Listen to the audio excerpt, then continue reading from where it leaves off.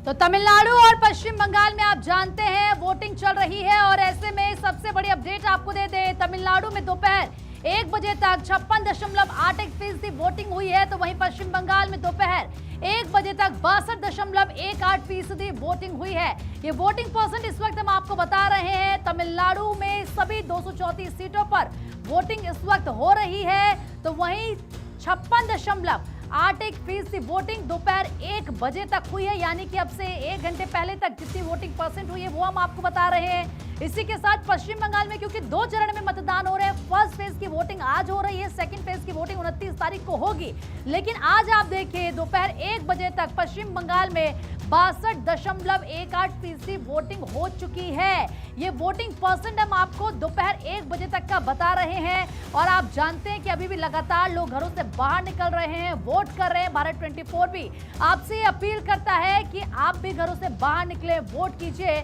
क्योंकि देखिए अगर आप आज वोट करेंगे तो अगले 5 साल आपके पास ये अधिकार होगा कि आप सवाल खड़े कर सके, सरकार से सवाल पूछ सकें, आप अपने नेताओं से सवाल पूछ सके कि वो आपके लिए क्या कर रहे हैं। और इसीलिए हम लगातार आपसे ये कह रहे हैं कि सबसे पहले मतदान फिर जलपान, घरों से बाहर निकलिए, ज्यादा से ज्यादा वोटिंग परसेंट बढ़ाइए, ज्यादा से ज्यादा वोट कीजिए और आगे की भी पल पल की अपडेट आपको देते रहेंगे। मेरे सहयोगी अदिति के पास चलते हैं। Aditi, over to you.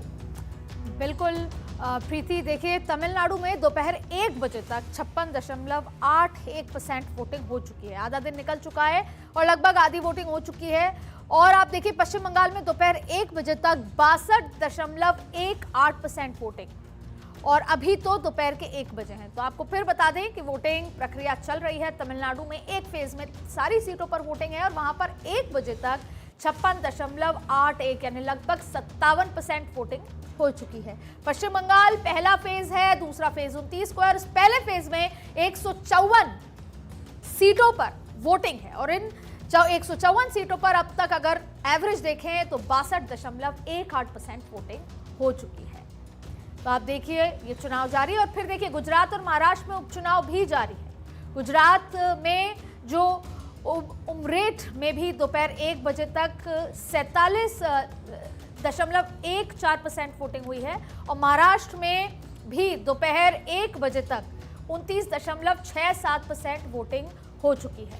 आपको बता दें कि महाराष्ट्र के बारामती में दोपहर 1 बजे तक 31.91% वोटिंग हो चुकी है। तो उपचुनाव की वोटिंग परसेंटेज हमने आपको बताई, साथ में गुजरात और महाराष्ट्र में जो उपचुनाव है। और इसके साथ आप देखिए कि हमारे साथ कई महत्वपूर्ण गेस्ट मौजूद हैं जिनसे हम चर्चा कर रहे हैं, मायने समझ रहे हैं कि इस चुनाव के क्या मायने हैं। खेमचंद शर्मा नेता बीजेपी मौजूद है हमारे साथ, उसके अलावा आदेश भारद्वाज नेता कांग्रेस मौजूद हैं, राम प्रकाश पांडे नेता टीएमसी मौजूद है, दिनेश सिंह राजनीतिक विश्लेषक, डॉक्टर सुनील कौशिक वरिष्ठ पत्रकार मौजूद है और फजल अहमद साहब राजनीतिक विश्लेषक भी मौजूद हैं। सबसे पहले फजल साहब ये बताइए, आप, मैं आऊँगी बीजेपी कांग्रेस के पास, हालात समझूंगी, लेकिन सबसे पहले आपके पास ये कहा जा रहा है कि ये चुनाव, बंगाल में जो चुनाव है, बीजेपी के नेता आज बार बार ये बात कह रहे हैं, 2 इंपॉर्टेंट बात। अमित शाह ने ये कहा कि अगर कोई हिंसात्मक घटनाएं होंगी तो ध्यान रखें वो घर के अंदर रहें, क्योंकि 4 तारीख को अगर हम आ गए तो 5 तारीख को उल्टा लटका दिया जाएगा। और साथ में ये भी कहा जा रहा है कि जो शांति तोड़ेगा उसे तोड़ दिया जाएगा। फिर यह भी कहा जा रहा है कि यह हिंदुओं की एकजुटता का चुनाव है, हिंदू रो रहा है। कैसे देख रहे हैं सर इसको? अब उन लोगों की बात का क्या लेना है? उन्हीं की बात का लेना है सर, और किसकी बात का लेना है? ये बात कहने का समय है क्या? अभी चुनाव में आप धमका रहे हैं लोगों को। अभी तो ये जब आए नहीं तब आपका ये हाल है, जब आ जाएंगे तब क्या करेंगे? फैजल साहब, जब तक कोई और था तब भी क्या हाल था? आपने हिंसात्मक आज देखी तस्वीरें देखी आज? उत्तर प्रदेश बिहार से स्थिति खराब नहीं है बंगाल की लॉ एंड ऑर्डर के मामले में। और आप जानते हैं पूरे देश से लोग दीदी को जिताने के लिए किस हद तक टेम्पो से, पैदल जा रहे हैं। ये उनकी मोहब्बत है ना। हाँ। तो अभी अब आप नहीं आए तब आप उल्टा लटकाने की बात कर रहे हैं। आ जाएंगे तब तो खास करके मुसलमानों को, दलितों को, पिछड़ों को, आदिवासियों को तो उल्टा वही लोग तो जा रहे हैं। वही लोग जा रहे हैं, इसीलिए जा रहे हैं कि उल्टा न लटकना पड़े, इसीलिए जा रहे हैं। उल्टा न लटकना पड़े इसीलिए जा रहे हैं कि वो आएंगे ही नहीं, दीदी को बचाने के लिए जा रहे हैं कि अगर दीदी नहीं आई तो उल्टा तो लटका ही देंगे। शासन सत्ता जिसके हाथ में रहता है वो किसी को भी उल्टा लटका देता है। तो शासन सत्ता का अपना बाकी आपने उत्तर प्रदेश का जिक्र किया, पहले की जो योगी आदित्यनाथ से पहले की 2 सरकारें थी, वहां सब कुछ ठीक था, लॉ एंड ऑर्डर बिल्कुल ठीक था। और इससे अब अच्छा योगी था। जी के बाद खराब है। नहीं, इससे अच्छा था। मैं तो कह ही रहा हूँ कि इससे अच्छा था। इससे अच्छा था। 5,000 रुपया, सुन लीजिए, थाना तहसील में आंकड़े 5,000। तो आप देखते ही नहीं होंगे ना। मिनी अरे आंकड़ा तो आप लोग बनाती है ना। अच्छा, आंकड़ा तो आप लोग मीडिया वाले बना लेते हैं। आपके मोदी सही मीडिया। है। सुनिए ना, आंकड़े पे मत जाइए, हम तो उत्तर प्रदेश के रहने वाले हैं। थाना तहसील में 5,000 रुपये रसीद कट रही है, समझ रहे हैं आप। जो काम 500 में पिछली सरकारों में होता था, आज 5,000 में हो रहा है। ये फर्क है बस दोनों में। ठीक है, मैं खेमचंद जी के एक मिनट पूरा हो जाने दीजिए। असलियत बता, जब आंकड़े में मैं बता रही हूँ तो इंसिडेंट में मैं बता देती हूँ। आप सुनिए भाजपा के विधायक को घर में घुस के गोली मार दिया अभी 1 महीना पहले। सुनिए, झांसी में फिर आपको बुरा लग गया। अरे रुकिए ना, सुनिए ना। अरे अभी मैं कह रहा हूं, उत्तर प्रदेश के झांसी की बात छोड़िए, इलाहाबाद के अंदर, कानपुर के अंदर विधायक को गोली मार दे रहे। उत्तर प्रदेश में भाजपा के नेता को गोली मार दे रहे। फैजल साहब, आप भी अब आपको बुरा लग रहा है अगर हम सही कह रहे हैं तो।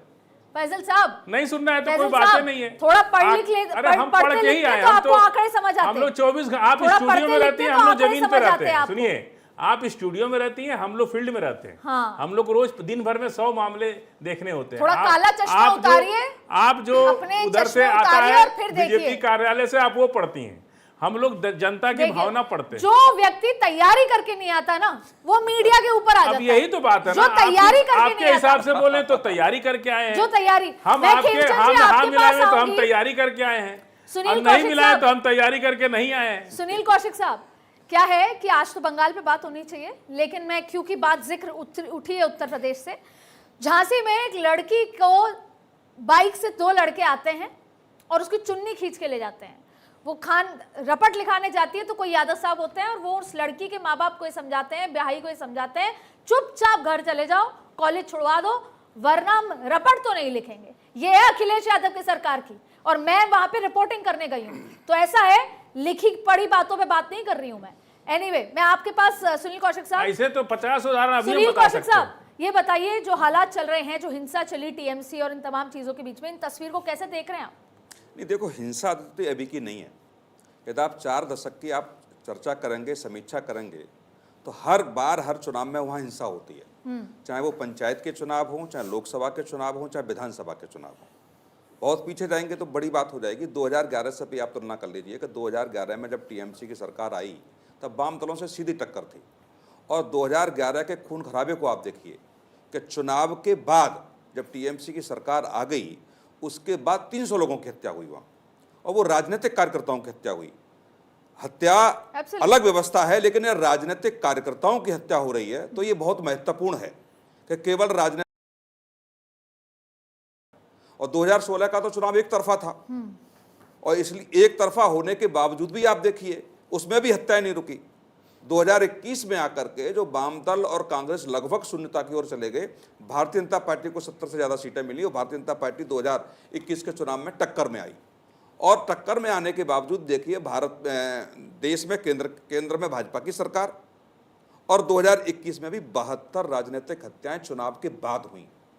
पश्चिम बंगाल पहला प्रदेश ऐसा, चुनाव के दौरान तो हत्याएं होती हैं, लेकिन पश्चिम बंगाल और जम्मू कश्मीर, अब तो जम्मू कश्मीर में चीजें रुक गई हैं, लेकिन पश्चिम बंगाल में आप देखें कि चुनाव के बाद हत्याएं होती हैं, और चुनाव के बाद जो पहला त्योहार पड़ता है, चाहे वो हिंदुओं का पड़े चाहे मुसलमानों का पड़े, वहां उस समय देखिए क्या विध्वंस पश्चिम बंगाल में होता है। ये छिपने छिपाने की बातें नहीं है। हाँ। लेकिन इसमें केंद्र सरकार भी इसमें दोषी है। और पढ़ने की बात है। खेमचंद शर्मा जी, मेरे पास समय कम है, मैं जल्दी जल्दी आऊंगी। खेमचंद जी, आप पे आरोप ये है कि आप सिर्फ किसी एक पर्टिकुलर वर्ग को सपोर्ट करते हैं और आगे ले जाते हैं। नमस्कार, जय हिंद, जय श्री राम। हम ही हैं जो सबका साथ सबका विकास के आधार पर काम करते हैं। तो फिर वो बता दीजिए, आंकड़े बता दीजिए कि 80 करोड़ को जो आप दे रहे हैं, खाना देते हैं, तमाम चीजें बेचते हैं घर पे, उसमें कितने कौन से समाज के और कौन से धर्म के लोग आते हैं?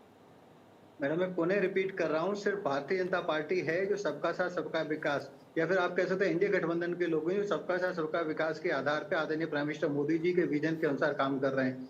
बाकी सभी लोग स्पेसिफिक जाति और धर्म के लिए ही काम करते हैं। वो प्रो मुस्लिम फर्स्ट पॉलिसी के अंतर्गत, फैमिली फर्स्ट पॉलिसी के अंतर्गत काम करते थे। उनसे ज्यादा समुचित सोच और किसी की नहीं हो सकती। अभी जो महोदय बोल रहे थे वो कांग्रेस के स्पोक पर्सन है, कभी वो पॉलिटिकल एनालिस्ट बन के बैठ जाते हैं और एंकर से भी या फिर जो फेलो पैनलिस्ट हैं उनके साथ वो आर्गुमेंट में पड़ते हैं। लेकिन जिस तरीके से वो बातें कर रहे थे, बातें यहाँ पे पश्चिम बंगाल की चल रही है, यहाँ पे हजारों की संख्या में हत्याएं हुई, पॉलिटिकल हत्याएं हुई, हजारों बहनों के साथ वहाँ पे दुराचार हुआ, लगातार वहाँ पे लाखों की संख्या में इंट्रूडर्स को घुसाया गया, उनके पेपर बनवाए गए, उनके वोट बनवाए गए, जब उनके वोट कटे SIR में तो हु हल्ला मचाया गया। आज वहाँ की बात हो रही है, आज वहाँ पे वोटिंग हो रही है, आज वहाँ पे परिवर्तन हो रहा है, आज लोग परिवर्तन के लिए वोट डाल रहे हैं, आज लोग सुशासन के लिए वोट डाल रहे हैं, आज लोग गुड गवर्नेंस के लिए वोट डाल रहे हैं, आज लोग परिवर्तन वाली जो नई अपॉर्चुनिटी है या नई दिशा जो उनको दिख रही है भारतीय जनता पार्टी के रूप में, उसके लिए वोट डाल खेमचंद रहे जी हैं। वो तो पता चलेगा 4 तारीख को, लेकिन आदेश भारद्वाज जी आपसे मैं, समय मेरे पास कम है, शॉर्ट में ही समझना चाहती हूँ किस वजह से आपको वोट पड़ेंगे और आपको क्या लगता है कितनी सीटें आप निकाल सकते हैं। आपका चर्चा आती कम है पश्चिम बंगाल के संदर्भ में, TMC या BJP या ओवैसी साहब या हुमायूं कबीर, आपका नाम नहीं आता है। देखिए, सबसे पहले तो मैं आपके चैनल के माध्यम से अनुरोध करता हूं कि ज्यादा से ज्यादा लोग आज इस पर्व का फायदा उठाएं और ज्यादा से ज्यादा लोग जाके वोटिंग करें जो है, और अपनी स्वेच्छा से ईमानदारी से वोटिंग करें। लेकिन इलेक्शन कमीशन से और सरकार से भी अनुरोध करता हूं कि अब तो पूरी तरह से वहां पे केंद्र सरकार का शासन हो गया है। 450 से ज्यादा अधिकारियों को ट्रांसफर किए गए हैं, 2.5 लाख से ज्यादा पैरामिलिट्री फोर्स को लगाया गया है। तो ऐसा लगा दिया है सरकार ने कि कहीं ना कहीं जैसे किसी युद्ध की स्थिति हो, तो लोगों को भयभीत होने की आवश्यकता नहीं है। लोकतंत्र की एक खूबसूरती है, एक व्यक्ति एक वोट, नहीं चलेगा कोई वोट। वोट आप तो करने ये बता दो ना सर, मेरे पास समय कम है, कितनी सीटें आने की अनुमान है आपके? आप निश्चिंत रहें, हम वहाँ सरकार बनाएंगे, मेजोरिटी से आएंगे और इस प्रदेश को खुशहाल ठीक है आदेश साहब, आपका दिल बहुत बड़ा है आदेश साहब, बात मैं आपको 4 तारीख को कर लूंगी। राम प्रकाश पांडे जी हैं TMC। अरे सर आप ये क्या हो रहा है, चुनाव वाले दिन तो कम से कम ऐसी हिंसात्मक घटनाएं ना हो, पब्लिक देख रही है। हम उनसे नहीं डरे थे जिनका इतनी बड़ी पृथ्वी पर राज होता था कि जिनके देखिए ऐसा है कि जहां हिंसा आई मुर्शिदाबाद में, तो मुर्शिदाबाद में धर्म की राजनीति करने वालों ने एक और बी टीम हुमायूं कबीर को 1000 करोड़ रुपए देके, तो हिंसा तो होनी थी। और आम जनता के सामने आ गया पश्चिम बंगाल में कि धर्म के नाम पर हिंसा और कत्लेआम करने वाली भारतीय जनता पार्टी का नाकाम खुल गया। और ये अच्छा राम प्रकाश जी एक बात और बता दीजिए जल्दी से, एक बात और बता दीजिए। इलेक्शन मैं मालदा गई थी, मैं मालदा के आसपास के इलाकों में गई थी।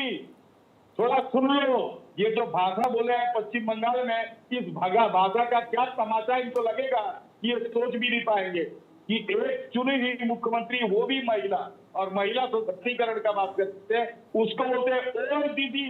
सुन लो, ये कौन सी भाषा है, ये तो भारतीय संस्कृति के भी विरुद्ध है। तो बंगाल की जनता इनको इस बार अच्छी जवाब देगी कि 77 से 30 पर आके खड़ी कर देगी। ठीक है, एक बात इतनी सी बता दीजिए, मैं मालदा की तरफ, और जनता उभर के सामने आ रही है, देखिए वोटिंग परसेंटेज किस तरह से बढ़ रहा है। ठीक है दिनेश सिंह जी, उन्होंने अपनी बात खत्म कर रही थी। दिनेश सिंह जी, ये तमाम जो हालात देखते हैं, क्या जरूरत है, ये सारी बातें राजनीति की छोड़ देते हैं, सब कह रहे हैं हम जीत रहे हैं, कांग्रेस कह रही है हम सरकार में आ रहे हैं, तो मुझे आप ये बता दीजिए दिनेश सिंह जी, इस समय पश्चिम बंगाल की जरूरतें क्या है राजनीति से इतर हटके? देखिए पश्चिम बंगाल की मतलब इस टाइम पे जो ज़रूरत है, सबसे बड़ी लॉ एंड ऑर्डर जो है ना, उसको सुधारना सबसे बड़ी ज़रूरत है। उसके बाद बेरोजगारी और अन्य चीज़ें बाद में आती हैं। और अभी जिस तरह की जैसे कि बातचीत हो रही है, जैसे कि फैज़ जी बता रहे थे इसी को लेकर के, और आपने जिक्र किया था, आपने कोई रिपोर्टिंग की थी यूपी की, जैसे बातचीत थोड़ा बताना मैं उस समय ज़रूरी मैं समझता हूँ थोड़ा सा, कि जैसे पहले आपने बताया कि ठीक है कि मतलब एक जगह पे एक चौराहे पे चुन्नी खींचने का काम किसी बहन बेटे किया गया और वो फिर बाद में जाकर के उसकी रिपोर्ट नहीं लिखी गई। लेकिन अभी ऐसा होता है, एक चौराहे पे चुन्नी खींची थी, दूसरे चौराहे पे वो हाफ इनकाउंटर या अंदर बंद मिलता है, कुछ मिलता है, तो वो चीज़ें हैं। उसी तरह की स्थिति जैसे वहाँ पर अगर जैसे पूरे तरीके से मतलब to be dealt with iron hands, मतलब पूरे तरीके से और मजबूती से वहाँ पर जो है लॉ एंड ऑर्डर जो है उसको लागू करने का काम बंगाल में करने का बहुत जरूरत है। ठीक है, राम प्रकाश जी को आरजीकर सब भूल गए हैं,